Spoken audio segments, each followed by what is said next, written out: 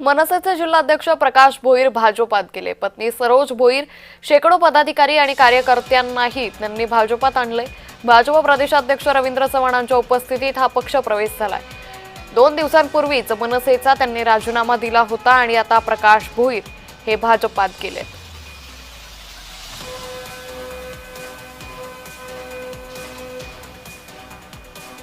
राजकारण नाही तर राजकारणाच्या बाहेर जाऊन प्रत्येकाच्या अडीअडचणीला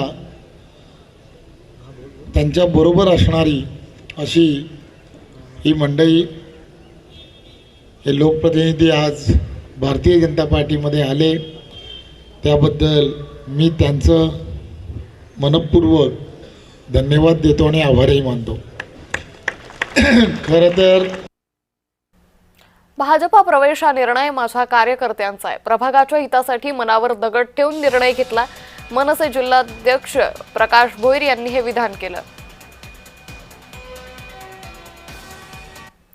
तर प्रकाश भोईर यांच्याशी बातचीत केली आमचे प्रतिनिधी जय पवार यांनी। बोलण्यासाठी स्वतः प्रकाश भोईर सर, एकूणच काय सांगाल, आज तुमचा भाजपमध्ये तुम्ही पक्ष प्रवेश केला आहे। यापूर्वी तुम्ही मनसेमध्ये होतात, आता मनसे सोडलं नेमकं कारण काय नाही आज तुम्ही भाजपमध्ये पक्ष प्रवेश केला? मी नेहमी सांगतो, माझा राजकारण एक कार्यकर्ता आहे, कार्यकर्ते आणि माझ्या प्रभागातील नागरिक समाजकारण याच्यातच आहे। आणि जो काही निर्णय मी घेतो हे पहिला कार्यकर्ते घेतात, माझे सहकारी सर्व घेतात आणि त्यानंतर माझा निर्णय असतो।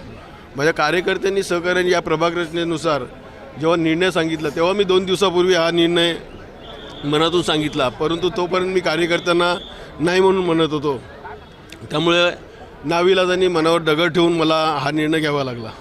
एकूणच आगामी निवडणुकीच्या पार्श्वभूमीवर ते अतिशय महत्त्वाचा पक्षप्रवेश हा मानला जात आहे, कारण की डोंबिवलीमध्ये असेल आपली म्हणजे ताकद पाहायला जाते ती मनसे आणि राज ठाकरे असतील, उद्धव ठाकरे एकत्रितपणे निवडणुकीला सामोरे जाणार होते आणि यामध्ये तुमचासुद्धा मोठा कुठेतरी वाटा होता आणि आता तुम्ही मनसेला बाय बाय करता, तुम्ही भाजपमध्ये प्रवेश करताय।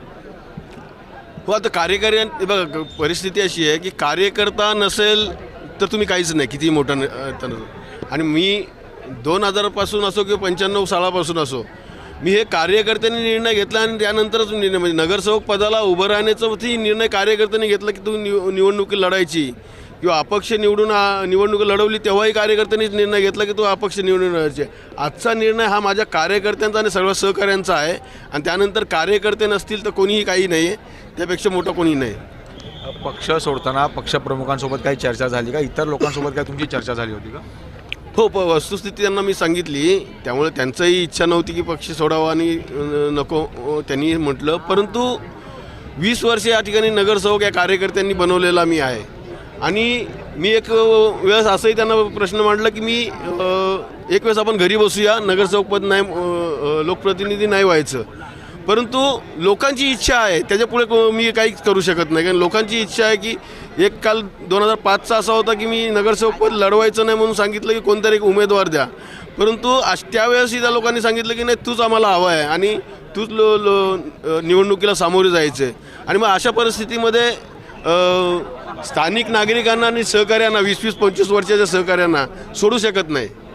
मनोज सोलंकीसह मी जय पवार, जय महाराष्ट्र न्यूज, मुंबई।